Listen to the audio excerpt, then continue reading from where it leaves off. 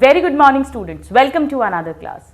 Last class में हमने inheritance, variations, genetics, father of genetics, ये सब बहुत अच्छे से डिस्कस किया था and we talked about pre Mendelism. Mendel के पहले का जो जेनेटिक्स का एरा था जिसमें थ्योरीज ऑफ ब्लेंडिंग इनहेरिटेंस, हमने 7 थ्योरीज को डिस्कस किया था और उन्हें किन्होंने प्रपोज किया है वो बहुत इंटरेस्टिंग ट्रिक के साथ हमने लर्न किया था। हमने लास्ट क्लास में बहुत इंपॉर्टेंट 2 डेफिनेशंस समझी थी, कैरेक्टर और ट्रेट के बीच में डिफरेंस, क्योंकि ये 2 टर्म्स हैं जो बार बार इस चैप्टर में आएंगे। मैं आपको एक बार शॉर्ट में रिवाइज कर देती हूँ, हमने इसे डिटेल में लास्ट क्लास में पढ़ा है। कैरेक्टर का मतलब कोई भी इनहेरिटेबल फीचर, जैसे हमारा आई कलर हो गया, हाइट हो गई, फ्लावर का कलर हो गया, फ्लावर की पोजीशन हो गई, प्लांट की हाइट हो गई, ये सब कैरेक्टर है। बट कैरेक्टर अलग अलग फॉर्म्स में रहता है। जैसे आई कलर ब्लू हो सकता है, ब्राउन हो सकता है, फ्लावर का कलर पर्पल हो सकता है, व्हाइट हो सकता है, हाइट टॉल हो सकती है, डॉर्फ हो सकती है। तो ये जो वेरिएबल फॉर्म्स हैं कैरेक्टर के, उसे हमने ट्रेट कहा था, राइट। तो प्लांट की हाइट कैरेक्टर है, पर वो हाइट लंबी है या छोटी है, टॉल या डॉर्फ, ये उसका ट्रेट हो गया। तो हर कैरेक्टर वेरियस फॉर्म्स में अवेलेबल होता है। मैंने एक सिंपल सा एग्जांपल दिया था, जैसे आइसक्रीम अगर एक कैरेक्टर है तो different flavours of ice cream, chocolate ice cream, strawberry, सब आइसक्रीम्स हैं, बट अलग अलग फॉर्म्स में, अलग अलग फ्लेवर्स में वो ट्रेट्स हो गए, राइट। आइए कुछ और बेसिक डेफिनेशंस को हम पढ़ के समझ के अलग रख लेते हैं, क्योंकि जब मैंने दिया था मेरा AIPMT, as I told you in the last class, मुझे बहुत कंफ्यूजन होता था इन सारे टर्मिनोलॉजीज में। नाउ कुछ टर्म्स हैं जो बार बार इस चैप्टर में आएंगे। सबसे पहले जो कंफ्यूजन होता है, हम 3 टर्म्स पढ़ते हैं, क्रोमोसोम, DNA एंड जीन, और ये सब इंटर रिलेटेड है। कैसे, आइए समझें। हमें पता है कि हमारा जो जेनेटिक मटेरियल है, जिसमें हमारे हर कैरेक्टर की इंफॉर्मेशन स्टोर्ड है, वो कौन सा केमिकल होता है, कौन सा बायोमॉलिक्यूल होता है, डीऑक्सीराइबोन्यूक्लिक एसिड यानी DNA, राइट। और हमें ये भी पता है, हमने 11th क्लास में पढ़ा है कि ये पॉलीन्यूक्लियोटाइड है, डबल स्ट्रैंडेड होता है, 2 स्ट्रैंड्स होते हैं पॉलीन्यूक्लियोटाइड्स के, और बेसिस जो है उनमें कॉम्प्लीमेंट्री बेस पेयरिंग होती है, हाइड्रोजन बॉन्ड से ये दोनों स्ट्रैंड्स जुड़े होते हैं। ये सब बेसिक्स हमने पढ़ा था वॉटसन एंड क्रिक मॉडल में। हम इसे दोबारा डिटेल में नेक्स्ट चैप्टर में भी पढ़ेंगे। यानी जब कैरेक्टर ट्रांसफर होता है from one generation to next generation, तो एक्चुअली कौन सा केमिकल है जो ट्रांसफर हो रहा है इन कैरेक्टर्स के बारे में इंफॉर्मेशन लेकर, DNA। तो बहुत इंपॉर्टेंट क्वेश्चन है कि which is the chemical basis of inheritance, it is the DNA, right. Very very important, chemical basis of heredity या इनहेरिटेंस। कुछ भी रटने की जरूरत नहीं है, वो केमिकल जो एक जनरेशन से दूसरे जनरेशन में जा रहा है वो कौन सा है, DNA, right. Very very important. Now ये जो DNA है, अगर हम ह्यूमंस की बात करें सपोज, तो हमारा जो DNA है करीब 2 मीटर लॉन्ग DNA है। बहुत सारी थाउजेंड्स ऑफ न्यूक्लियोटाइड बेसेस है, नाइट्रोजन बेसेस है, न्यूक्लियोटाइड्स है जो आपस में सब जुड़ी हुई हैं। अब इतना लंबा DNA, उसमें हमारे सारे कैरेक्टर की इंफॉर्मेशन उसके अंदर है, बट सेल तो माइक्रोस्कोपिक होता है और DNA उस सेल के अंदर भी छोटा सा न्यूक्लियस और माइक्रोस्कोपिक उसके अंदर है। तो इतना लंबा DNA इस माइक्रोस्कोपिक न्यूक्लियस के अंदर कैसे फिट हो सकता है, क्या तरीका है? वो एक जाल बनाता है, एक थ्रेड, एक नेटवर्क बना लेता है। वही बात है, एक लंबा सा धागा है, आपको उसको छोटे से बॉक्स में बंद करना है, तो आप क्या करोगे, उसको अच्छे से ऐसे ऐसे रैप करके उसका एक बॉल सा बनाकर और फिर उसको उसके अंदर फिट कर दोगे। तो ये जो DNA है, ये हमारे न्यूक्लियस के अंदर क्रोमैटिन फाइबर्स के फॉर्म में प्रेजेंट रहता है, रैप्ड अराउंड हिस्टोन प्रोटीन्स। ये हमने डिटेल में cell the unit of life chapter में 11th क्लास में हम समझ चुके हैं। तो DNA wrapped around histone plus some non histone proteins, RNA, ये मिलकर एक क्रोमैटिन फाइबर बनाता है। तो हमारा DNA किस फॉर्म में प्रेजेंट होता है, नॉन डिवाइडिंग सेल के अंदर क्रोमैटिन फाइबर्स। नाउ जब एक जनरेशन से दूसरे जनरेशन में characters have to be inhibited, उस समय DNA दोनों डॉटर सेल्स के पास जाना है, या अगर मियोसिस है तो चारों डॉटर सेल्स के पास जाना है इक्वल अमाउंट में। तो सपोज करिए कि अगर मैं आपको 2 धागे की रील दूं, एक उलझी हुई और एक मैंने प्रॉपरली उसको अच्छे से रैप करके एक बॉल बना दिया है, और अब मैं आपको बोलूं कि इन्हें आपको दो बच्चों को बराबर बराबर बांटना है, तो आप कौन सा वाला आपको बांटना इजी होगा, डिस्ट्रीब्यूट करना इजी होगा? जो प्रॉपर बॉल बनी, आप उसको बीच से कट करो, आधा इधर दे दो आधा इधर दे दो। पर जो खुद ही उलझा हुआ है उसको हाफ करना बड़ा मुश्किल है, किसी पे ज्यादा जाएगा किसी पे कम जाएगा। तो ऐसे ही जब सेल डिवाइड करना शुरू करता है, when it enters into the M phase, prophase, metaphase, तो ये जो क्रोमैटिन फाइबर है जिसके अंदर हमारा डीएनए है वो कंडेंस होता है, और कंडेंस होकर वो जो स्ट्रक्चर बनाता है वो क्रोमोसोम है। तो हमारा जो 2 मीटर लॉन्ग डीएनए है जिसके अंदर हमारी सारी जेनेटिक इंफॉर्मेशन है, वो किस फॉर्म में मिलता है जब सेल डिवाइड हो रहा है? क्रोमोसोम के फॉर्म में। उसके अंदर, क्रोमोसोम के अंदर, chromosome is the condensed form of chromatin fibres, ताकि वो इक्वली डिस्ट्रीब्यूट हो सके डॉटर सेल्स के बीच में। राइट, समझ आया? तो क्रोमोसोम के अंदर क्या है? डीएनए। ऑलराइट, नाउ सपोज करो ये एक डबल स्ट्रैंडेड डीएनए है, ये शुगर्स हो गई फॉर एग्जाम्पल, और 5th कार्बन ऑफ शुगर पर ये फॉस्फेट्स अटैच हो गए, और 1st कार्बन ऑफ शुगर पर हमें पता है बेस होता है, सपोज ये बेस है, और कॉम्प्लीमेंट्री बेस पेयरिंग होती है, ए और टी डबल बॉन्ड से जुड़ते हैं, सी और जी ट्रिपल बॉन्ड से। सपोज ये एक डबल स्ट्रैंडेड डीएनए है, मान लो इसमें 1000 बेसेस हैं, न्यूक्लियोटाइड्स है। स्टूडेंट, पूरा डीएनए जो है उसके पास इंफॉर्मेशन नहीं होती है ट्रेट की। फॉर एग्जाम्पल सपोज ये पोर्शन है जो आई कलर के लिए रिस्पॉन्सिबल है, तो इसे कहेंगे जीन। तो जीन डीएनए का वो पोर्शन है जिसपे एक्चुअली इंफॉर्मेशन है किसी कैरेक्टर के लिए। ऑलराइट, हो सकता है अगली 3-4 जो बेस पेयर्स हैं वो किसी कैरेक्टर के लिए रिस्पॉन्सिबल नहीं है, तो वो जीन नहीं कहलाएगा, वो डीएनए है बट जीन नहीं है। तो पूरा डीएनए जीन नहीं होता, जबकि जीन हमेशा क्या है? Part of the DNA. So gene is that part of DNA, और those nucleotide bases, base sequences which carry the information which is required for expression of some character or some trait, right? उसे हम gene कहते हैं। तो actually जब एक generation से दूसरे जनरेशन में केमिकल क्या जा रहा है? डीएनए, बट फिजिकल बेसिस क्या है? यूनिट क्या ट्रांसफर हो रही है कैरेक्टर को लेके? जीन ट्रांसफर हो रहा है। तो बहुत बहुत इंपॉर्टेंट है कि जीन क्या है? Physical basis of inheritance. ये दो अलग अलग क्वेश्चन है। Physical basis of inheritance is gene, या जीन के लिए एक और बात बोल सकते हैं that this is the unit of inheritance, क्योंकि कैरेक्टर की इंफॉर्मेशन पूरे डीएनए पर नहीं होती, वो डीएनए के जिस जिस पार्ट्स में होती है उन्हीं को हम जीन बोलते हैं। सो यूनिट ऑफ इनहेरिटेंस और physical basis of inheritance is gene, very very important. So gene is the unit of inheritance which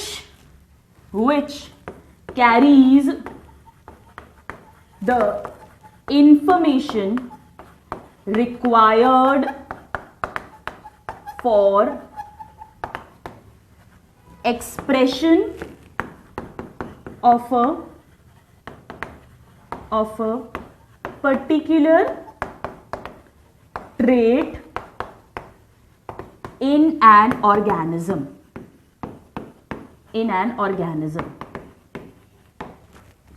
बड़ा सिंपल सा मतलब है। कैसे इंफॉर्मेशन? फॉर एग्जाम्पल अगर हम आई कलर की बात करें, हमारा जो कलर ऑफ द आई है वो आइरिस के कलर से डिसाइड होता है। इसमें एक पिगमेंट होता है, एक प्रोटीन होता है। तो सपोज करिए अगर ब्लू कलर आना है आंख का, तो इस जीन का जो न्यूक्लियोटाइड का जो पेयर का जो सीक्वेंस है वो ऐसा होगा कि उससे जो प्रोटीन बनेगा वो ब्लू कलर का पिगमेंट होगा। या अगर कोई दूसरा सीक्वेंस हुआ न्यूक्लियोटाइड का, तो उससे जो प्रोटीन बना वो ब्राउन कलर का पिगमेंट है, तो आई कलर ब्राउन हो गया। या कर्ली हेयर के लिए जो प्रोटीन चाहिए वो एक तरह का जीन सीक्वेंस प्रोवाइड करेगा, स्ट्रेट हेयर के लिए दूसरा तरह का। तो ये कौन सा प्रोटीन बनना है, या कौन सी एंटीबॉडीज हैं, या कौन से एंजाइम्स हैं, ये सब कुछ कौन डिसाइड करेगा? जीन डिसाइड करेगा। So gene is the unit of inheritance. It is the physical basis of life. All right. Now, next terminology, very very important. हमने पढ़ा कि एक कैरेक्टर के डिफरेंट ट्रेड्स हो सकते हैं, जैसे हाइट का टॉलनेस, डॉर्फनेस, इसका क्या मतलब है? स्टूडेंट्स, हमें पता है, हमने होमोलोगस क्रोमोसोम्स पढ़े हैं। फॉर एग्जाम्पल अगर हम ह्यूमंस की बात करें, हमारे अंदर 46 क्रोमोसोम्स हैं, जिसमें से 23 हमें मदर से आते हैं और 23 फादर से आते हैं, यानी स्पर्म एंड ओवम से आते हैं, और फर्टिलाइज होकर जाइगोट में 46 क्रोमोसोम्स होते हैं। यानी ये जो 23 मदर से आए हैं, इनके अंदर हर कैरेक्टर की इंफॉर्मेशन है, जीन्स हैं हर कैरेक्टर के, और ऐसे ही फादर के स्पर्म में भी सारे कैरेक्टर्स के जीन्स हैं, राइट? तो सपोज करो फादर का 5th नंबर का जो क्रोमोसोम है, सपोज ये फादर के 5th नंबर का क्रोमोसोम है, और मदर का भी ये 5th नंबर का क्रोमोसोम है, और ये दोनों क्रोमोसोम की शेप, साइज, स्ट्रक्चर सब कुछ सेम है, और इनमें सेम जीन्स हैं, मतलब सेम इंफॉर्मेशन जेनेटिक कैरेक्टर्स के लिए इनके अंदर, इनके पास में है। सपोज इस पोजीशन पर वो न्यूक्लियोटाइड बेसिस का सीक्वेंस है जो हमारा आई कलर डिसाइड करता है फादर के क्रोमोसोम नंबर 5 पे। ऐसे ही मदर से जो क्रोमोसोम नंबर 5 आया है, उसकी भी सेम पोजीशन पर आई कलर का जीन होगा। तो ये दोनों होमोलोगस क्रोमोसोम्स हैं, ठीक है? तो हमारे अंदर 23 पेयर ऑफ होमोलोगस क्रोमोसोम्स होते हैं, राइट? इस पोजीशन को लोकस बोलते हैं, प्लूरल में लोकाई होता है। तो सपोज करिए कि हमारा आई कलर का जीन है, तो ये तो हमारे अंदर तो अभी दोनों है, ये मिलकर हमारा आई कलर डिसाइड कर रहे हैं, तो ये तो जीन है, ये होमोलोगस पेयर है, ये हमारा जीन है फॉर आई कलर, बट ये अलग अलग फॉर्म्स में होता है। फॉर एग्जाम्पल सपोज करो यहां पर ये ब्लू कलर देगा फॉर एग्जाम्पल, तो आंखों ये 3 फॉर्म्स में, 2 फॉर्म्स में मिल सकता है, कैपिटल बी या स्मॉल बी। यानी कि अगर जीन का कैपिटल फॉर्म हुआ, कैपिटल बी फॉर्म हुआ, तो वो सपोज करिए ब्लू कलर दे रहा है, और अगर उसका स्मॉल बी फॉर्म हुआ तो सपोज वो ब्राउन कलर दे रहा है, राइट? अब क्या क्या कॉम्बिनेशन हो सकता है? मदर फादर दोनों से कैपिटल बी आ जाए, या मदर फादर दोनों से स्मॉल बी आ जाए, या आइदर ऑफ द पेरेंट से कैपिटल बी और आइदर ऑफ द पेरेंट से स्मॉल बी आ जाए। ये 3 ही कॉम्बिनेशंस पॉसिबल है। तो ये जो डिफरेंट फॉर्म्स ऑफ जीन है, जिनके कारण की डिफरेंट ट्रेड हो जाएगा उस कैरेक्टर का, उन्हें अलील्स बोलते हैं। आप ऐसा मान सकते हो एक ही जीन के डिफरेंट स्लाइटली डिफरेंट फॉर्म्स हैं, राइट? तो ये पूरा आइसक्रीम है, चॉकलेट दोनों पेरेंट से आ सकती है, वेनीला दोनों से आ सकती है, या एक से चॉकलेट एक से वेनीला आ सकती है। उसके इंप्लीकेशंस क्या होंगे वो भी थोड़ी देर में समझ आएगा। तो उन्हें कहते हैं अलील्स। अलील शॉर्ट फॉर्म है अलीलोमॉर्फ का। एक्चुअली स्टूडेंट्स, मॉर्फ मतलब फॉर्म, मॉर्फोलॉजी होता है ना फॉर्म, और अलील मतलब अदर। तो एक्चुअली अलीलो फॉर्म का मतलब अदर फॉर्म्स। ये डिफरेंट फॉर्म्स हैं एक ही जीन के। जीन तो एक कैरेक्टर के लिए कोड कर रहा है, और अलील्स अलग अलग ट्रेड्स के लिए रिस्पॉन्सिबल होंगे। So alleles are what? They are the genes which codes for contrasting or different forms of traits. Different forms of trait. They code for contrasting forms of traits, tall, dwarf, black, white, brown, blue, or for different forms of a trait. That is, we can say that they are slightly different forms of the same gene. Same gene. Slightly different form of the same gene.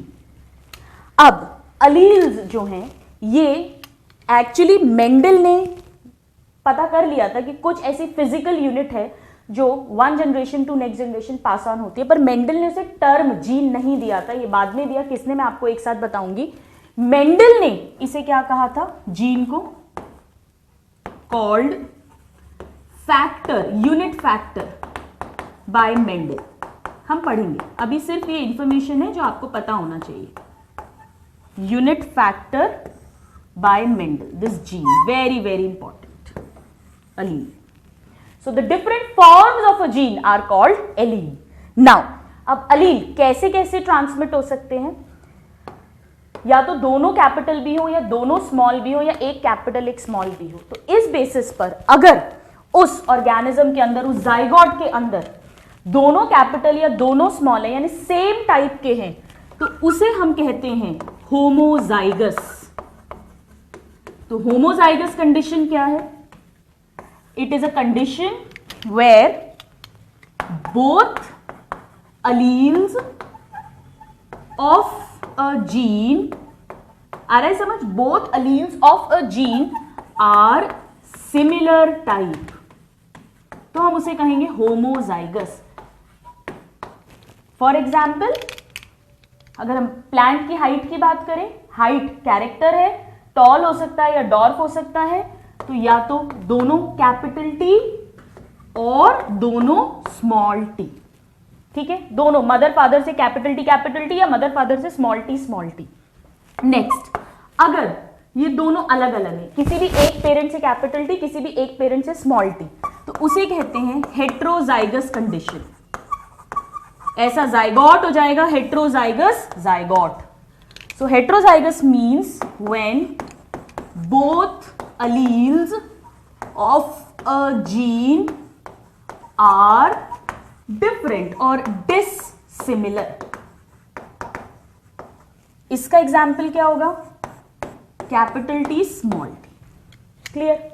अब suppose करिए कि तीन conditions हैं। पहली कि parent दोनों mother और father से कैपिटल टी आया। हम पढ़ेंगे आगे मेंडल में कि जब उन्होंने देखा कि दोनों पेरेंट से न्यू जनरेशन के अंदर कैपिटल टी वाला अलील आया, तो वो टॉल थे। जब ये कंडीशन आई तो वो डॉर्फ थे, छोटे प्लांट थे, 1 फीट तक के। ऐसा आया तो 6 फीट तक के प्लांट थे, 6-7 फीट तक उनकी हाइट थी। और जब ऐसा आया, ये क्या ट्रेट लेकर आ रहा है? टॉलनेस का। ये क्या ट्रेट लेकर आ रहा है? डॉर्फनेस का। तो पेड़ जो है वो according to blending inheritance intermediate होना चाहिए था। इन दोनों की मिक्सिंग हो जानी चाहिए थी। तो ना 7 फीट का होना चाहिए, ना 1 फीट का, बीच में 3-4 फीट का होना चाहिए। पर ऐसा नहीं होता, वो अभी भी टॉल होता है 6 से 7 फीट का। इसका मतलब ये वाला जो अलील है ये इसके ऊपर डोमिनेट करता है, ये इस पे दादागिरी करता है, ये इसको एक्सप्रेस नहीं होने देता, इसका वाला प्रोटीन नहीं बनने देता, इसको एक्सप्रेस नहीं होने देता, इसकी दादागिरी है, डोमिनेशन है। तो वो अलील जो होमोजाइगस कंडीशन हो चाहे हेट्रोजाइगस कंडीशन हो, दोनों में अपने आप को एक्सप्रेस करता है, उसे डोमिनेंट अलील बोलते हैं। जबकि वो अलील जो डोमिनेंट अलील की प्रेजेंस में खुद को एक्सप्रेस ना कर पाए, यानी खुद का ट्रेट शो ना कर पाए, उसे रेसेसिव अलील बोलते हैं। तो अलील्स भी 2 टाइप के हो गए, डोमिनेंट एंड रेसेसिव। ठीक है, उसके पहले हम 2 टर्म्स और पढ़ते हैं ताकि ये और क्लियर हो जाए, एक फिनोटाइप और एक जीनोटाइप। स्टूडेंट्स, फिनोटाइप का मतलब होता है फिजिकल अपीयरेंस। जैसे अगर मुझे बोलना है कि इस पेड़ का फिनोटाइप क्या है, कैरेक्टर है प्लांट की हाइट, इसका फिनोटाइप क्या है, टॉल है या डॉर्फ है, ये फिनोटाइप है। फ्लावर का कलर क्या है, पर्पल है या व्हाइट है, ये उसका फिनोटाइप है। फिनोटाइप मतलब जो फिजिकल अपीयरेंस है, फिजिकल अपीयरेंस, मेरी आई का कलर ब्लू है या ब्राउन है, ये मेरा फिनोटाइप है, जो दिखाई दे रहा है, जिसे हम देख सकते हैं, ऑब्जर्व कर सकते हैं। So phenotype is the observable physical appearance, उसे कहते हैं फिनोटाइप। जो भी कैरेक्टर हमें दिखाई दे रहा है, ठीक है। तो इस केस में चाहे ये वाला कॉम्बिनेशन आए जाइगोट के अंदर, चाहे ये वाला कॉम्बिनेशन आए, वो पेड़ दिखेगा कैसा, टॉल दिखेगा।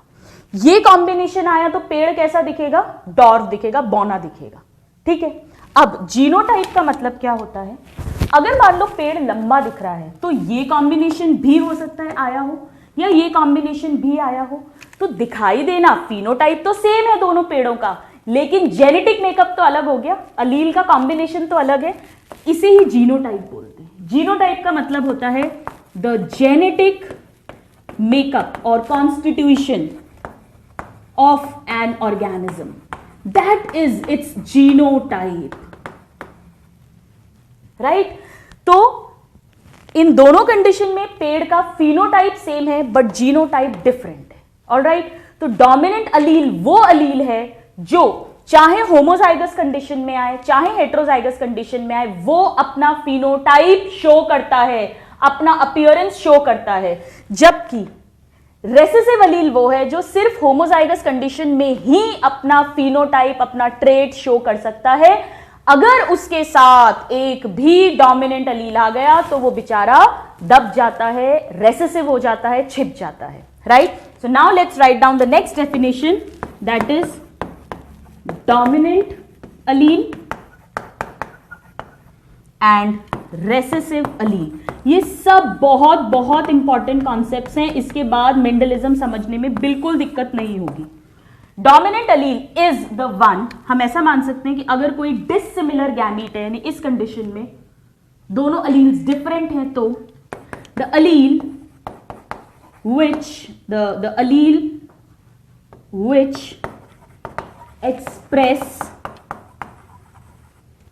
in both homozygous, यानी दोनों कैपिटल टी है, एंड हेट्रोजाइगस कंडीशन,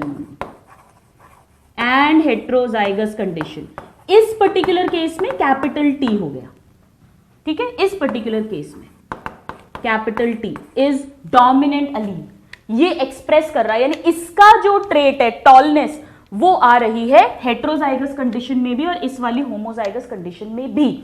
जबकि रेसेसिव अलील क्या है? The allele which can't or does not express in presence of dominant allele। अगर डोमिनेंट अलील है तो वो इस पे दादागिरी करेगा और ये एक्सप्रेस नहीं होगा। So it express only in homozygous condition, सिर्फ जब डोमिनेंट अलील एब्सेंट ही है, ये होमोजाइगस कंडीशन में है, तभी ये अपने आप को एक्सप्रेस कर पाएगा, नहीं तो नहीं कर पाएगा। वेरी वेरी इंपॉर्टेंट, ये सिर्फ होमोजाइगस कंडीशन में एक्सप्रेस होता है और ये both homozygous as well as heterozygous condition में एक्सप्रेस होता है, राइट। नाउ एक टर्म और है होमोजाइगस हेट्रोजाइगस के अलावा, एंड दैट इज हेमीजाइगस। ये सारे टर्म्स बहुत इंपॉर्टेंट है। हेमीजाइगस कंडीशन, हेमी का मतलब होता है आधा। अगर कभी नॉर्मली हमें पता है कि एक जीन दो फॉर्म्स में रहता है, दो अलील्स के फॉर्म में, दोनों डोमिनेंट हो सकते हैं, दोनों रेसेसिव हो सकते हैं, या एक डोमिनेंट एक रेसेसिव हो सकता है। हालांकि इसका एक्सेप्शन भी है मल्टीपल एलेलिज्म, जो हम आगे जाके पढ़ेंगे, बट हम एक ही जनरल बात कर रहे हैं। तो या तो होमोजाइगस कंडीशन होगी, दोनों सेम टाइप के हैं, या हेट्रोजाइगस होगी। एक और कंडीशन है हेमीजाइगस। हेमीजाइगस का मतलब नॉर्मली एक जीन के दो फॉर्म्स रहते हैं, अगर किसी जगह पर एक जीन का एक ही अलील हो। जैसे जब गैमीट बनता है, मेल का जो नॉर्मल सेल है उसमें सपोज हाइट के लिए कैपिटल टी दो अलील्स हो, या स्मॉल टी हो, या कैपिटल टी स्मॉल टी है। लेकिन जब गैमीट बनेगा, जब मियोसिस होगा, तो हमें पता है एक ही क्रोमोसोम आएगा, राइट। देखो अभी हमने क्या देखा है, सपोज ये फादर की बॉडी है, राइट। फादर, या चलो ये न्यू बॉर्न है, इसके पास 5th क्रोमोसोम फादर से आया, 5th क्रोमोसोम मदर से आया, और सपोज करो ये कैपिटल टी है और ये स्मॉल टी है, या दोनों कैपिटल टी है या दोनों स्मॉल टी है। सपोज ये मेल है, जब ये मैच्योर होगा, प्यूबर्टी आएगी, मियोसिस होगा, तो मियोसिस में क्या होता है, एनाफेज 1 में हमने पढ़ा है होमोलोगस क्रोमोसोम सेपरेट हो जाते हैं, तो ये अलग चला जाएगा, ये अलग चला जाएगा। तो जो गैमीट बनेगा, जो स्पर्म बनेगा, उसमें या तो कैपिटल टी आएगा इधर से, अगर दोनों कैपिटल टी है तो सारे स्पर्म्स में टी केवल टी आएगा, एक ही क्रोमोसोम आता है दोनों जोड़े में से, या अगर स्मॉल टी तो सब में स्मॉल टी आएगा, पर एक ही आएगा अलील, दो अलील नहीं आ रहे हैं। और अगर मान लो एक कैपिटल टी एक स्मॉल टी है, तो 50% चांसेस हैं कि 50% स्पर्म्स में कैपिटल टी चला जाएगा और 50% में ये वाला स्मॉल टी चला जाएगा। यानी गैमीट्स में हमेशा एक ही अलील प्रेजेंट होता है। क्यों? क्योंकि होमोलोगस पेयर का एक ही क्रोमोसोम तो जाता है, मियोसिस, वही एनाफेज 1 जो हमने पढ़ा है। तो ऐसी कंडीशन को हम क्या बोलेंगे, हेमीजाइगस। सो हेमीजाइगस कंडीशन का मतलब है when only one Aleel is present in a gene, इसका दूसरा फॉर्म है बट यहां नहीं है। इसका एग्जाम्पल क्या हो जाएगा? गैमीट्स। गैमीट्स में हमेशा हेमीजाइगस कंडीशन होती है, चाहे वो स्पर्म हो या एग हो या पोलन ग्रेन हो प्लांट्स में, क्योंकि वो मियोसिस के रिजल्टेंट बन रहे हैं, राइट? और वहां पे disjunction, separation of homologous chromosomes होता है एनाफेज 1 में। और दूसरा, अगर सपोज कोई लेट्स से हैप्लॉइड ऑर्गेनिज्म, हम तो डिप्लॉइड है इसीलिए एक सेट ऑफ क्रोमोसोम फादर से आया है, एक सेट मदर से आया है, तो हमारे पास दो फॉर्म्स ऑफ अलील है। दोनों डोमिनेंट हो सकते हैं, दोनों रेसेसिव, एक डोमिनेंट एक रेसेसिव, बट हमारे पास दो फॉर्म्स ऑफ अलील हैं जो हमारा एक जीन को रिप्रेजेंट कर रहे हैं। बट अगर सपोज वो हैप्लॉइड ऑर्गेनिज्म है तो उसमें तो ऐसा होगा ही नहीं, उसमें तो एक ही पेरेंट के क्रोमोसोम्स आएंगे, एक ही गैमीट से क्रोमोसोम्स आएंगे, तो उसमें भी तो हमेशा एक जीन एक अलील से ही रिप्रेजेंट होगा। तो वो भी कैसी हो गई? Hemizygous condition. ऑलराइट, तो आप इसको नोट डाउन करो, ये सब बहुत बहुत इंपॉर्टेंट है। उसके बाद हम कुछ और बेसिक टर्म्स पढ़ेंगे। Alright students, so let's read one very very important information. हमने लास्ट क्लास में पढ़ा है कि जेनेटिक्स टर्म किसने दिया था, या शायद नहीं बताया था आपको, बेटसन, विलियम बेटसन ने, who is also considered father of modern genetics. So term genetics, then allele, और अगर दोनों अलील सेम है तो होमोजाइगस और दोनों अलील्स डिफरेंट है तो हेट्रोजाइगस। याद रखना, बहुत सिंपल है, जेनेटिक्स, अलील, होमोजाइगस, हेट्रोजाइगस, ये सारे जो टर्म्स हैं, ये जो सारे शब्द हैं, ये किन्होंने दिए थे? विलियम बेटसन ने। These all terms were given by W. Bateson. Right? Now, the term gene. The term gene. अब याद रखना बड़ा आसान है, जीन, जीनोटाइप, फिनोटाइप। जीन और जीन में हमेशा दो अलील्स होते हैं। वो कैसे अलील है? Capital T, small T, capital T, small T. तो उसका जीनोटाइप क्या है? सो जीन, और फिर जेनेटिक मेकअप क्या है, यानी जीनोटाइप, और वो दिखता कैसा है, टॉल या डॉर्फ, यानी phenotype. So term gene, genotype and phenotype, ये सारी टर्मिनोलॉजी दी थी जोहानसन ने। These are all direct very very important questions. All right, now let's learn few more very very important terminology. Next term है which is called true breeding or pure variety, very very important. So pure line और true breeding organism, इसका क्या मतलब है, ये बहुत अच्छे से समझ लीजिएगा। प्योर का मतलब क्या होता है? शुद्ध। फॉर एग्जाम्पल, अगर हम एक टॉल प्लांट लें जो होमोजाइगस टॉल है, होमोजाइगस टॉल मतलब कैपिटल टी, दोनों पेरेंट से कैपिटल टी अलील आया है, या अगर हम homozygous recessive, homozygous dwarf plant लें, यानी दोनों पेरेंट से स्मॉल टी वाला अलील आया है, ठीक है।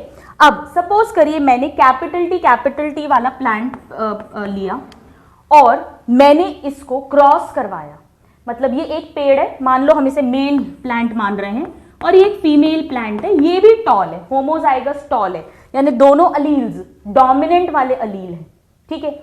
अब इससे जब इसमें मियोसिस होगा और जब इसके पोलन ग्रेन्स बनेंगे तो जो गैमीट्स हैं उनमें एक एक अलील चला जाएगा, और ऐसे ही यहां पर भी जो गैमीट्स बनेंगे वो सेम टाइप के बनेंगे, कैपिटल टी के। अब जब हम इनमें आपस में जब इनमें क्रॉस होगा तो जो ऑफस्प्रिंग्स बनेंगे, कोई कैसे भी कॉम्बिनेशन में बने, बट सारे के सारे क्या होंगे? बिल्कुल पेरेंट्स की तरह, यानी ये भी कैसे होंगे? होमोजाइगस टॉल, यानी ये टॉलनेस के लिए प्योर हैं। ऐसा नहीं है ये कैपिटल टी स्मॉल टी है, ये कैपिटल टी ही है, या इसकी जगह स्मॉल टी ले लो आप, होमोजाइगस स्मॉल टी, सारे गैमीट्स में क्या आएगा? स्मॉल टी आएगा। तो जो प्लांट्स बनेंगे नेक्स्ट जनरेशन के वो सब डॉर्फ तो है, बट कैसे डॉर्फ है? प्योर डॉर्फ है, सब में स्मॉल टी ही है। तो प्योर लाइन हम किसी प्लांट की, किसी ऑर्गेनिज्म की जनरेशंस को तब कहते हैं कि ये प्योर लाइन है डॉर्फनेस के लिए या ये प्योर लाइन है टॉलनेस के लिए, जब कई जनरेशंस तक हम प्योर फॉर्म यानी होमोजाइगस डोमिनेंट या होमोजाइगस रेसेसिव का क्रॉस कराते जाएं और लगातार कई जनरेशंस तक जो एक स्टेबल कैरेक्टर है, सपोज हम यहां टॉलनेस की बात करें, हमें लंबे पेड़ चाहिए, तो हमने जो प्योर लाइन है टॉल प्लांट्स की, यानी लगातार हम होमोजाइगस टॉल की ब्रीडिंग कराते गए, क्रॉसिंग कराते गए, रिप्रोडक्शन मीटिंग कराते गए, तो ये जो एक स्टेबल ट्रेट है इसका क्या है, टॉलनेस, वो लगातार जनरेशन टू जनरेशन इनहेरिट हो रहा है और एक्सप्रेस हो रहा है। तो ऐसी जो पेड़ों की जनरेशन होगी, फैमिली हिस्ट्री होगी, वो क्या कहलाएगी, family line, pure line for tallness. या हमें एक छोटा पेड़ चाहिए, हमारा काम जो है, हमें एक कोई भी प्लांट है, हमें उसका छोटा पौधा ही चाहिए, हमें डॉर्फ वाली वैरायटी ही चाहिए, ये हमारी डिमांड है, तो हम क्या करेंगे, हम कई जनरेशंस तक होमोजाइगस डॉर्फ उनको मेट कराते जाएंगे। तो वो जो डॉर्फनेस वाला ट्रेट है, स्टेबल, ये हमारा स्टेबल ट्रेट है जो हमें चाहिए, ये लगातार जनरेशन टू जनरेशन इनहेरिट होता जाएगा और एक्सप्रेस होता जाएगा। तो ऐसी जो पूरी जनरेशन है पेड़ की, उसे हम क्या कहेंगे, pure line for dwarfness. Clear? So pure line हमेशा होमोजाइगस कंडीशन वाले में ही बनती है। तो अब अगर हम इसकी डेफिनेशन लिखनी हो तो हम इसे कैसे लिखेंगे? एक्चुअली ऐसा कहते हैं स्टूडेंट्स कि 5 जनरेशंस तक जब हम इस तरह की क्रॉसिंग कराते हैं सेम जीनोटाइप वाले प्लांट्स की या एनिमल्स की, तो एक स्टेबल कैरेक्टर लगातार इनहेरिट और एक्सप्रेस हो रहा है, तब जाकर हम उस लाइन को, उस पूरी जनरेशन को कहते हैं कि ये प्योर लाइन है। सो एनीवेज, प्योर लाइन और true breeding is the one, definitions are very very important, आपके स्कूल में भी 1 मार्क में पूछ सकते हैं, is the one which has undergone continuous self pollination. Continuous self pollination मतलब सेम जेनेटिक टाइप के बीच में क्रॉस है। कैपिटल टी है तो कैपिटल टी के साथ ही क्रॉस कर रहा है, ऐसा नहीं कैपिटल टी स्मॉल टी है, वो भी दिखने में लंबा, लेकिन उसके साथ क्रॉस नहीं करा रहे हैं, क्रॉस सेम जीनोटाइप के साथ करवा रहे हैं। So which has undergone continuous self pollination, showing, क्या शो कर रहा है वो, एक स्टेबल ट्रेट का इनहेरिटेंस एंड उसका एक्सप्रेशन ओवर several generations, तब हम उसे कहते हैं कि ये प्योर लाइन है या true breeding variety of plant है। Right now next important term is cross. Cross मतलब मेटिंग, किसी भी 2 ऑर्गेनिजम्स, प्लांट्स, 2 एनिमल्स के बीच की मेटिंग, रिप्रोडक्शन को क्रॉस कहते हैं। अब ये क्रॉस जो है ये 2 तरह का हो सकता है, या तो सेल्फ क्रॉस या सेल्फ फर्टिलाइजेशन और या क्रॉस फर्टिलाइजेशन। सेल्फ फर्टिलाइजेशन मतलब 2 एनिमल्स या 2 प्लांट्स, 2 ऑर्गेनिजम्स जिनका सेम जीनोटाइप है और उनके बीच में जब क्रॉसिंग होती है, so this is the mating between 2 organisms of similar genetic makeup. Similar genotype मतलब similar genetic makeup. Of course 2 organisms of the same species of similar genetic makeup. जबकि क्रॉस का मतलब है अगर हमें कैपिटल टी को स्मॉल टी से cross करा दें, या कैपिटल टी को कैपिटल टी स्मॉल टी से क्रॉस करा दें, या स्मॉल टी को कैपिटल टी स्मॉल टी से क्रॉस करा दें, यानी दोनों प्लांट्स का जीनोटाइप अगर सेम है तो सेल्फ फर्टिलाइजेशन या सेल्फ क्रॉसिंग या सेल्फ पॉलिनेशन, और अगर दोनों का जीनोटाइप डिफरेंट है तो क्रॉस फर्टिलाइजेशन या cross pollination. So it is the mating between 2 organisms of dissimilar genetic makeup, that is the cross fertilization. सब कुछ सेम है, बस जेनेटिक मेकअप यहां डिसिमिलर है और यहां सिमिलर है। Alright, you note this, then we'll read few more definitions. Students, next term जो है बहुत इंपॉर्टेंट है, term number 15, and that is filial. इसका क्या मतलब है? फिलियल। फिलियल का मतलब होता है, जेनेटिक्स में इसको कैपिटल F करके लिखते हैं, नेक्स्ट जनरेशन। नेक्स्ट जनरेशन, जो फर्स्ट जनरेशन है जहां से हमने क्रॉसिंग स्टार्ट करी है, चाहे सेल्फ पॉलिनेशन हो चाहे क्रॉस पॉलिनेशन हो, उसे पेरेंट जनरेशन बोलते हैं। पेरेंट जनरेशन का क्रॉस करके जो नेक्स्ट जनरेशन है, जो फर्स्ट जनरेशन है, उसे फिलियल 1 जनरेशन बोलेंगे या F1 जनरेशन, ऐसे लिखते हैं। फिर इनका क्रॉस करके जो नेक्स्ट जनरेशन है उसे फिलियल 2 या F2 generation, F3 generation and so on. So filial मतलब जो भी नेक्स्ट जनरेशन है, एक पेरेंट जनरेशन है, उसके बाद जो भी है फर्स्ट सेकेंड थर्ड, इस तरह से जनरेशन होती है। नाउ नेक्स्ट इंपॉर्टेंट टर्म है सेल्फिंग। क्या होता है सेल्फिंग? का बड़ा सिंपल सा मतलब है, जब भी एक ही जनरेशन के ऑर्गेनिजम्स का क्रॉस करवाएंगे, मेटिंग करवाएंगे।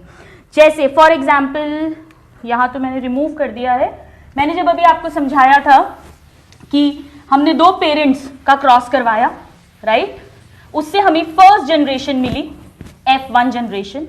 अब जब हम 2 मेंबर्स ऑफ फर्स्ट जनरेशन का क्रॉस कराएंगे तो उसे हम क्या कहेंगे कि F1 जनरेशन के 2 plants are selfed, we have selfed them, या selfing of 2 plants of F1 generation, यानी उस सेम जनरेशन के 2 पेड़ों की, 2 प्लांट्स की हमने क्रॉसिंग करवा दी है, राइट, उससे F2 जनरेशन बनी। फिर अगर मैं ये कहूंगी कि सेल्फिंग ऑफ F2 जनरेशन, यानी F2 जनरेशन के ही 2 प्लांट्स की सेल्फिंग कराओ आप, राइट। सो सेल्फिंग मीन्स क्रॉस और mating between members of same generation, that is called selfing. Alright, यहां पर एक टर्म और आता है पुन्नेट स्क्वायर, उसको अभी हम सिर्फ लिख लेंगे, इसकी डिटेल्स हम बहुत सारे पुन्नेट स्क्वायर्स बनाने वाले हैं मेंडलिज्म में। स्टूडेंट्स, एक्चुअली एक ब्रिटिश जेनेटिसिस्ट थे, रेजिनॉल्ड सी पुन्नेट, उन्होंने ये एक मेथड डिवाइस किया था, ग्राफ बनाया था, और उससे हम समझ सकते हैं कि अगली जो जनरेशंस हैं उनके जीनोटाइप्स क्या होंगे, फिनोटाइप्स क्या होंगे, ये सब हम स्टडी कर सकते हैं। सो बेसिकली डेफिनेशन इंपॉर्टेंट है, एनसीईआरटी में दी है, आपकी स्कूल में भी आ सकती है। It is the graphical representation, हम जब बनाएंगे तो अच्छे से समझ आएगा आपको, ऑफ द प्रोबेबिलिटी, क्या संभावनाएं हो सकती हैं, of the probability of all the possible genotypes of offsprings in a cross। जब भी हम क्रॉस करवाएंगे, चाहे वो सेल्फ फर्टिलाइजेशन हो, क्रॉस फर्टिलाइजेशन हो, कैसा भी क्रॉस हो, तो जो भी नेक्स्ट जनरेशन है उनमें जो ऑफस्प्रिंग्स हैं वो सारे कैपिटल टी होंगे, या सारे कैपिटल टी स्मॉल टी होंगे, या कुछ, या सारे स्मॉल टी होंगे, या इनका कॉम्बिनेशन होगा। तो क्या संभावना रहेगी, किस किस तरह के जीनोटाइप्स हमें मिल सकते हैं, ये सब हम रिप्रेजेंट करते हैं पुन्नेट स्क्वायर के थ्रू। वेरी वेरी इंपॉर्टेंट, ये किन्होंने दिया था, this was devised by, grafted by, given by, very very important, country भी मालूम होनी चाहिए आपको, ये ब्रिटिश थे, ब्रिटेन के ब्रिटिश जेनेटिसिस्ट, एंड उनका फुल नेम आना चाहिए Reginald C Punnett. Very very very important, alright, and he was from England, he was a British, very very important, he gave this. Finally हम 3 terms और पढ़ रहे हैं, and that is monohybrid cross,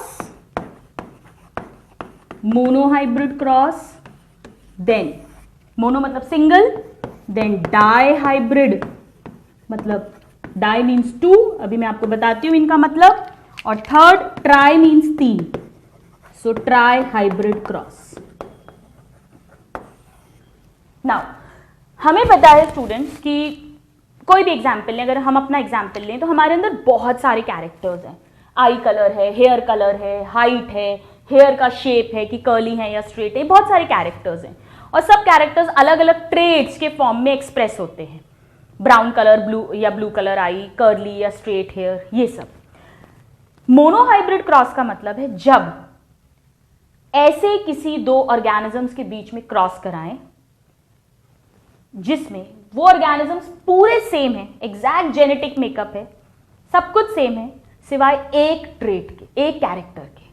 वो एक character उन दोनों में कॉन्ट्रास्टिंग है और उसकी स्टडी हमें करनी है। यानी अगर हमने दो पी प्लांट लिए, हम मेंडलिज्म में पढ़ेंगे सपोज, तो वो दोनों पेड़ जो हैं वो बिल्कुल सेम है, उनके फ्लावर का कलर, फ्लावर की पोजीशन, सब कुछ सेम है, एवरीथिंग इज सेम, बट एक टॉल है और एक डॉर्फ है। तो जब हम एक ही कैरेक्टर के इनहेरिटेंस की स्टडी के लिए क्रॉस करेंगे, मेटिंग करवाएंगे, तो उसे मोनोहाइब्रिड क्रॉस कहेंगे। वो पेड़ बिल्कुल सेम है एक्सेप्ट फॉर वन कैरेक्टर, वो कैरेक्टर कॉन्ट्रास्टिंग ट्रेड्स में अवेलेबल है, एक्सप्रेस्ड है दोनों पेड़ों में अलग अलग। That is called a monohybrid cross. So it is monohybrid cross means a cross involving one pair of contrasting traits of a character। एक कैरेक्टर के दो कॉन्ट्रास्टिंग ट्रेट्स की स्टडी के लिए जो क्रॉस करते हैं उसे कहते हैं monohybrid cross. So cross for the study of inheritance of one pair of contrasting trait of a character in an organism। Suppose करिए हमने दो पेड़ लिए जिनके सारे कैरेक्टर्स सेम है सिवाय दो कैरेक्टर्स के। एक सपोज टॉल है और उसकी सीड्स राउंड है और एक डॉर्फ है और उसकी सीड्स रिंकल्ड है।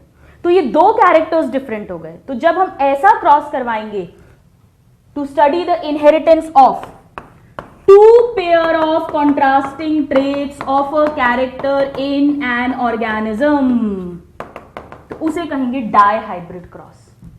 और जब सपोज तीन कैरेक्टर्स के जो ट्रेट्स हैं वो कॉन्ट्रास्टिंग हैं दोनों पेड़ों में, बाकी सारे सेम हैं, तो उसे कहेंगे trihybrid cross. When we study three pair of contrasting traits of characters in organism, so this is called trihybrid cross. ये बहुत इंपॉर्टेंट है क्योंकि जब हम मेंडलिज्म पढ़ेंगे तो मेंडल ने इसी तरह से मोनोहाइब्रिड डायहाइब्रिड क्रॉसेस करके और जेनेटिक्स के बारे में बहुत कुछ हमें बताया था। So you note this down and then we will begin with Mendelism. So now students, let's begin with the next era, and that is Mendelian era or the work of Mendel. Mendel, who is also known as the father of genetics. Mendel जो है students, he was from Austria, जो modern day check Republic है। यहाँ पर वो पैदा हुए थे 22 जुलाई 22 जुलाई 1822 को, और 34 years की एज में उन्होंने जेनेटिक्स का काम स्टार्ट किया था। एक्चुअली स्टूडेंट वो नेचुरल साइंसेज, फिजिक्स ये सब पढ़ते थे बचपन में, और वहाँ पर नेचुरल साइंस मतलब जो आज की बायोलॉजी और सब जिसमें पढ़ाते हैं, बॉटनी, ज़ूलॉजी, तो बचपन से ही उन्हें मधुमक्खी पालन, बी का जो कल्चर है, कल्टीवेशन है, एपीकल्चर जिसे कहते हैं, वो करते थे, सिखाते थे उन्हें। प्लस प्लांट्स को हाइब्रिडाइज करना उन्हें आता था। ये सब कुछ उन्होंने बचपन से ही सीखा था। He had a great interest in all this and finally he turned a monk. वो एक सेंट बन गए, एक मॉन्क, एक एबॉट बन गए, एक मोनेस्ट्री में, विच इज ऑगस्टीनियन मोनेस्ट्री। ब्रून सिटी है, ऑस्ट्रिया कंट्री, सेम कंट्री में, वहां पर उन्होंने जाकर फादरशिप, जो पादरी कहते हैं, मॉन्क, सेंट कहते हैं, वो बन गए। अब उन्हें बेनिफिट ये मिला कि उनका जो चर्च था उसके पीछे बहुत बड़ा लैंड था जहाँ पर बहुत सारे खेती हो सकती थी, और क्योंकि ये हमेशा से प्लांट्स की क्रॉसिंग, हाइब्रिडाइजेशन, इन सब में बड़ा इंटरेस्ट रहता था मेंडल को, तो मेंडल ने वहीं पर जो है अपने एक्सपेरिमेंट स्टार्ट करे। So let's write this much and then we'll read more. So let's talk about now Mendelism, Mendelian era. Now the first point is, उनका पूरा नाम है Gregor Johann Mendel, also sometimes written as G.J. Mendel or Gregor J. Mendel or only Mendel. He is known as father of genetics, वो मैं नहीं लिख रही हूं। सबसे पहले ही वॉज बॉर्न ऑन, मैं आपको इनकी डेट ऑफ बर्थ याद करने का बड़ा आसान तरीका बताती हूँ। 22 ठीक है, 22 ही यहां पर लिख दो, ठीक है। अब जुलाई, जुलाई मतलब 07, ठीक है। 7 कैसे आ सकता है? 8 - 1 7 होता है, 8 - 1 7, तो 22 पहले लिख दिया, जुलाई है 8 - 1, ये भी 7 होता है, राइट। तो तरीका है याद रखने का, आपको तो याद रखना है 22 जुलाई 1822 को he was born. And what is the place of birth, हमें बहुत डिटेल में याद नहीं करना है। He was born in a village, Silesian नाम का एक छोटा सा विलेज था, हिंजेनडॉर्फ, ऑस्ट्रिया। बेसिकली ऑस्ट्रिया पता होना चाहिए, ध्यान रखिए ये ऑस्ट्रेलिया नहीं है, ऑस्ट्रिया है। यहां पर एक विलेज फार्मर्स फैमिली में वो पैदा हुए थे। Now finally he became monk या एबॉट, एक ही बात है, एट ऑगस्टीनियन, अगस्त से याद रख सकते हो, जुलाई में पैदा हुए थे, अगस्त, सो ऑगस्टीनियन मोनेस्ट्री। कहां पे थी ये? ब्रून करके जगह है, सेम ऑस्ट्रिया में, ब्रून ऑस्ट्रिया। यहां पर he became a monk. Now इन्होंने जो अपना वर्क शुरू किया है वो 34 इयर्स की एज में शुरू किया है। तो 34 मतलब 22 में 34 ऐड करो, कितने हो गए? 56। सो उन्होंने प्लांट हाइब्रिडाइजेशन पर 1856 से 7 साल तक काम किया। तो 56 से 7 मतलब 63 तक, याद रखने का तरीका। सो ही कंडक्टेड हाइब्रिडाइजेशन या plant hybridization experiments, plant hybridization, hybridization मतलब क्रॉसिंग, डिफरेंट जेनेटिक मेकअप के पेड़ों की crossing, plant hybridization experiments for, ये क्वेश्चंस आते हैं सारे, कितने साल तक? 7 साल तक, फॉर 7 years। कब से कब तक, ये भी क्वेश्चन आता है। 34 की एज से शुरू किया है, सो 56 to 63, for 7 years he conducted all these experiments, right? now इन्होंने जो अपने एक्सपेरिमेंट्स हैं वो किस पे किए थे? P plant. पी कौन सा? जो हम घरों में मटर खाते हैं, जिसे गार्डन पी या एडिबल पी बोलते हैं। सो इनका जो एक्सपेरिमेंटल मॉडल या एक्सपेरिमेंटल मटेरियल था, हालांकि इन्होंने 2 और प्लांट्स पर भी काम किया बट उसमें ये सेम रिजल्ट्स नहीं बता पाए थे, that is garden pea, very very important, या एडिबल पी जो हम खाते हैं मटर, और इसका बोटानिकल नेम बहुत इंपॉर्टेंट है, Pisum sativum. The genus is Pisum and the species is sativum. Students ये स्वीट पी नहीं है, ऑप्शन में अगर आएगा स्वीट पी अलग है, Lathyrus odoratus, that is a different plant. So Pisum sativum क्यों लिया, क्यों पाइसम सटाइवम पर इनको सक्सेस मिली, वो सब हम डिटेल में नेक्स्ट क्लास में पढ़ेंगे। नाउ स्टूडेंट्स 34 साल 34 एज पे इन्होंने स्टार्ट करा, 56 से 63 तक करीब 29,000 पी प्लांट्स पर इन्होंने अपना वर्क करा और कुछ कंक्लूजन्स निकाले। अब ऑब्वियसली अगर आप इतना सारा काम करोगे तो आपको कुछ 1-2 साल तो लगेंगे उन सबको प्रॉपरली एक फॉर्मेट में बनाने के लिए। तो करीब इन्हें 2 साल लगे ये सब करने के लिए, यानी 2 साल बाद 63 में इन्होंने काम खत्म करा। 2 साल बाद यानी 1865 में ब्रून जगह की जो नेचुरल हिस्ट्री सोसाइटी है वहां पर 2 मीटिंग्स हुई और उनमें इनके जो रिसर्च के जो रिजल्ट्स हैं उन्हें पढ़ा गया, right. So his results were red in 2 meetings. ये पूछा जाता है एट, कहां पे पढ़ा गया? ब्रून की जो नेचुरल हिस्ट्री सोसाइटी है, नेचुरल हिस्ट्री सोसाइटी ब्रून में पढ़ा गया। और कब पढ़ा गया? 2 साल तो लगेंगे सब कुछ पूरा एक जगह इकट्ठा करने में। सो 1865 में they were read out, very very important. फिर इन्हें कहा गया कि भाई आप तो पेपर पब्लिश करो। तो इन्होंने क्या किया, अगले साल, एक साल तो लगेगा पेपर बनाने में, तो एक साल बाद 1866 में इनका पेपर पब्लिश हुआ। वो पेपर का क्या नाम है वो सब कुछ हम लिखेंगे, आप पहले इतना नोट डाउन करिए। सो स्टूडेंट्स 1865 में 2 साल की मेहनत के बाद इनके जो रिजल्ट्स थे उन्हें रीड आउट किया गया नेचुरल हिस्ट्री सोसाइटी ब्रून में, और नेक्स्ट ईयर उनका पेपर पब्लिश हुआ। उस पेपर का टाइटल पूछा जाता है, पेपर का टाइटल बड़ा इजी है याद रखना, एक्सपेरिमेंट्स इन प्लांट हाइब्रिडाइजेशन, यही तो करा था उन्होंने।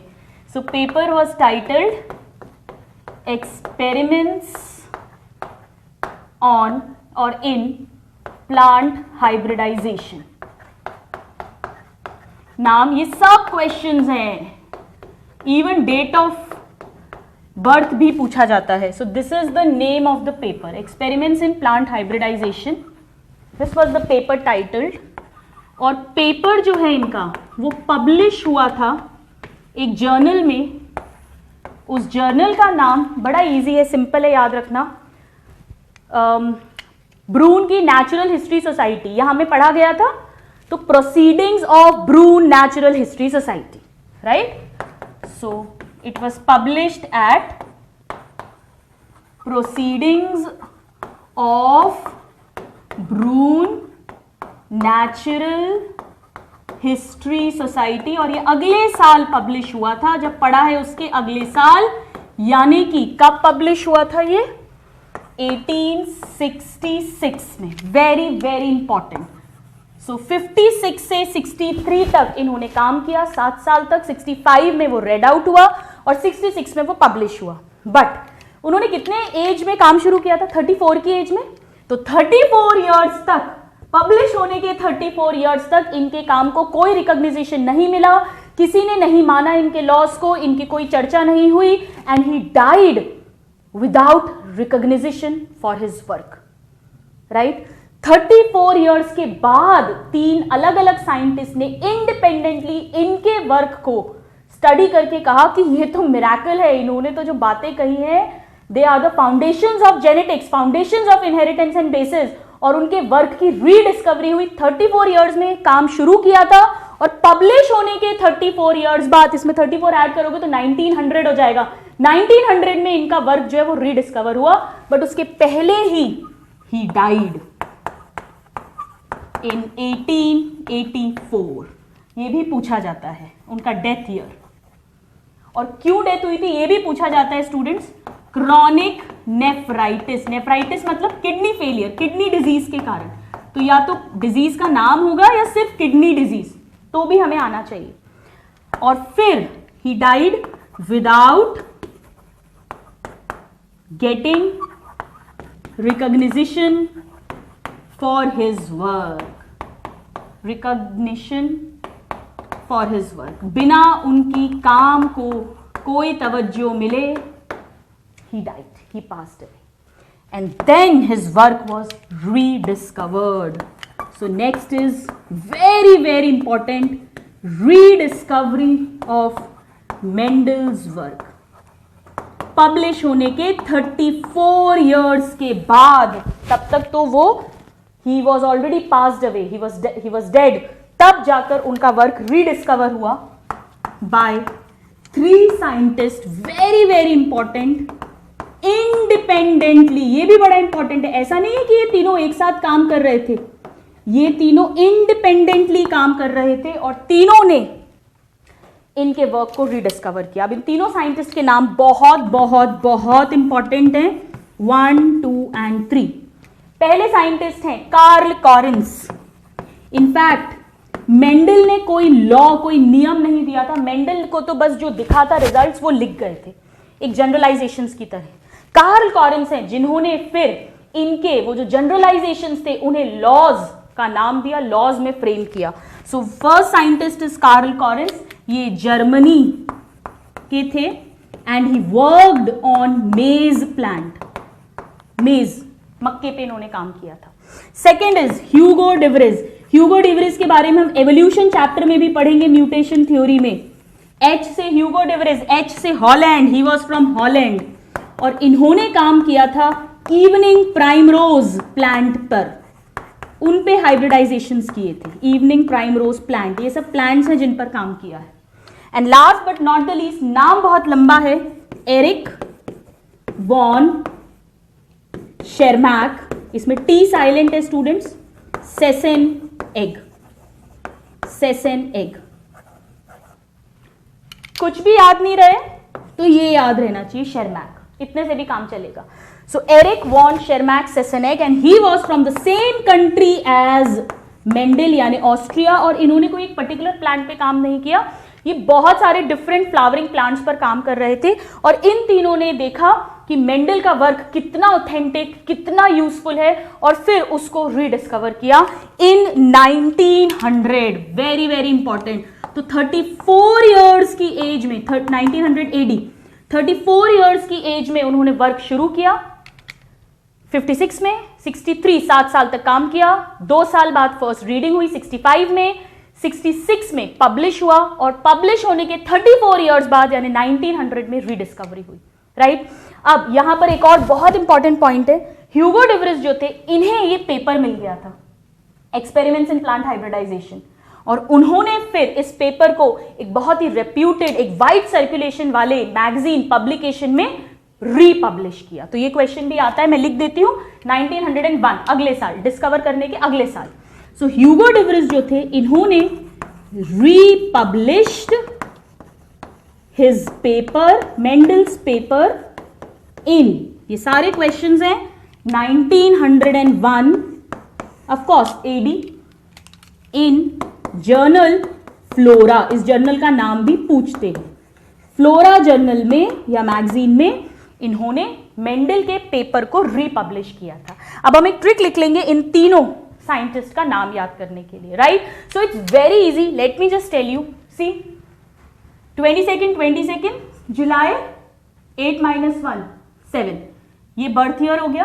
ठीक है, उसके बाद 34 की एज में यानी 56 में ही स्टार्टेड वर्किंग, 7 इयर्स तक काम किया। जुलाई में पैदा हुए थे तो जुलाई मतलब 7 इयर्स तक काम किया, 63 तक। 2 साल तो लगेंगे सब कुछ अरेंज करने में, तो 65 में रेड आउट हुए, अगले साल पब्लिश हुए।